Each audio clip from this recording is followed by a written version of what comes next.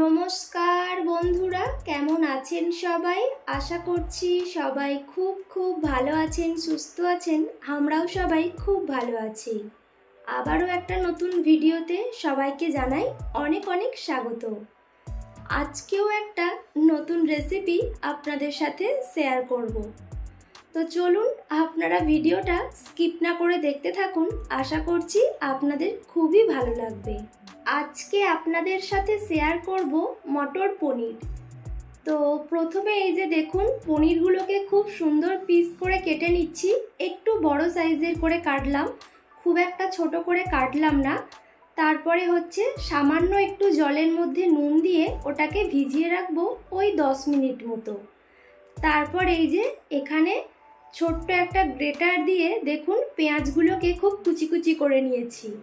আজকে আমি কিন্তু এই মটর পনিরে টমেটো ব্যবহার করব না, আর খুবই অল্প পরিমাণে তেল দিয়ে রান্না করব। অনেকেই জানেন বা অনেকেই ভেবে থাকেন যে খুব বেশি তেল মশলা দিলে তবেই রান্নাটা কিন্তু ভালো হয়, কিন্তু এটা একদমই ভুল কথা। সম্পূর্ণ রান্নাটা কিন্তু যে করবে তার উপরেই একদম নির্ভর। তো আমি আজকে একদমই কম তেল মশলায় রান্না করে আপনাদের সাথে শেয়ার করব, অথচ খেতে কিন্তু একদম টেস্টি হবে। আর যেহেতু আমি একটু ডায়েটে চলি, তো সেই জন্য খুবই কম তেল মশলায় রান্নাবান্না করতে পছন্দ করি। আর ভীষণই গরম পড়েছে, সেই কারণে আর কি খুব একটা বেশি তেল মশলায় খাওয়া দাওয়া একদমই উচিত নয়।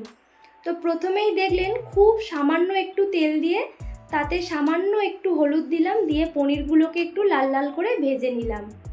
তারপরে হচ্ছে এই যে ওই একই তেলে খুব সামান্য একটু দিয়েছি, আপনারা তো তেল দেখেই বুঝতে পারছেন কতটুকু আমি তেল ব্যবহার করছি। তো তারপরে ওই গ্রেট করে রাখা পেঁয়াজ, একটু শুকনো লঙ্কা আর গোটা গরম মশলা দিয়ে পেঁয়াজটা একটু ভাজা ভাজা করে নিয়ে আদা রসুন বাটা দিয়ে দিলাম। এবার এই আদা রসুন বাটাটা ভালো করে একটু ভেজে নেব যতক্ষণ কাঁচা গন্ধটা না চলে যায়। তারপরে দিয়ে দিলাম লঙ্কা গুঁড়ো, হলুদ গুঁড়ো। তো খুব বেশি পরিমাণে ঝাল আমি করব না, তাই জন্য অল্প পরিমাণেই একটু লঙ্কা গুঁড়োটা দিলাম। আর এখানে দেখুন, আমি কিন্তু যে বেশি তেল দিয়ে রান্নাটা করব সেটা কিন্তু একদমই করছি না, বারবারই সেম কথা বলছি।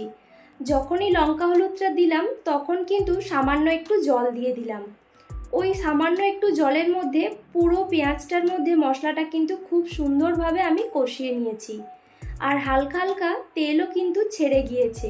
তারপর আমি এখানে দেখুন খুব সামান্য পরিমাণে একটু ঘি ব্যবহার করলাম। ঘিটাকে চামচে ঢেলে আমি একটু গলিয়ে নিয়েছিলাম, তো খুব সামান্য পরিমাণে দিলাম। তারপরে দিয়ে দিলাম চানা মটরের মশলাটা। এটাই হচ্ছে ফ্লেভারটাকে একদম অন্যরকম করে দেবে। তো চানা মটরের মশলাটা দিয়ে দিলাম। তারপরে এখানে এই যে একটু ঢাকনা দিয়ে দিয়ে আমি বেশ কিছুক্ষণ ধরে কষিয়ে নিচ্ছি। তবে হ্যাঁ, গ্যাসটা কিন্তু একদম লো ফ্লেমে রাখতে হবে। খুব বেশি যদি আমি জোরে রাখি তাহলে কি হবে, মশলাটা পুড়ে যাবে। আর এই ছোলাগুলো আমি গতকাল রাতে ভিজিয়ে রেখেছিলাম, তো তারপরে আমি এটাকে খুব ভালো করে পরিমাণ মতো সেদ্ধ করে নিয়েছি। খুব একটা কিন্তু নরমও করিনি, আবার একদম শক্তও ছিল না। তো তার মধ্যে এই যে মশলার মধ্যে আমি যে মটরটা সেদ্ধ করে রেখেছিলাম সেটা দিয়ে বেশ কিছুক্ষণ কিন্তু ফুটিয়ে নিয়েছি। এটা আমি একদম শুকনো শুকনো বানাবো। তারপরে এই যে পনিরগুলো দিয়ে দিলাম। এর মধ্যে কিন্তু আপনারা নুনটা একটু টেস্ট করে দেখে নেবেন। আমি কিন্তু সামান্য নুনটা টেস্ট করে দেখে নিয়েছিলাম, সামান্য একটু কম ছিল, তাই আমি আবার দিয়ে দিয়েছিলাম। তারপর এই যে দেখুন সামান্য একটু ঝোল ঝোল আছে। এবার আমি এর মধ্যে অল্প একটু গরম মশলা ছড়িয়ে দেব। মশলাটা দেওয়ার পরে কিন্তু বেশ কিছুক্ষণ ঢাকনা দিয়ে রেখে দেব, গ্যাসটা কিন্তু অফ করে দেব। আর এই যে দেখুন লাস্টে আমি ধনিয়া পাতা দিলাম না, সামান্য একটু কাসুরি মেথি এখানে আমি এইভাবে হাতের মধ্যে ঘষে দিয়ে দিলাম। কাসুরি মেথির একটা আলাদাই ফ্লেভার পাওয়া যায়।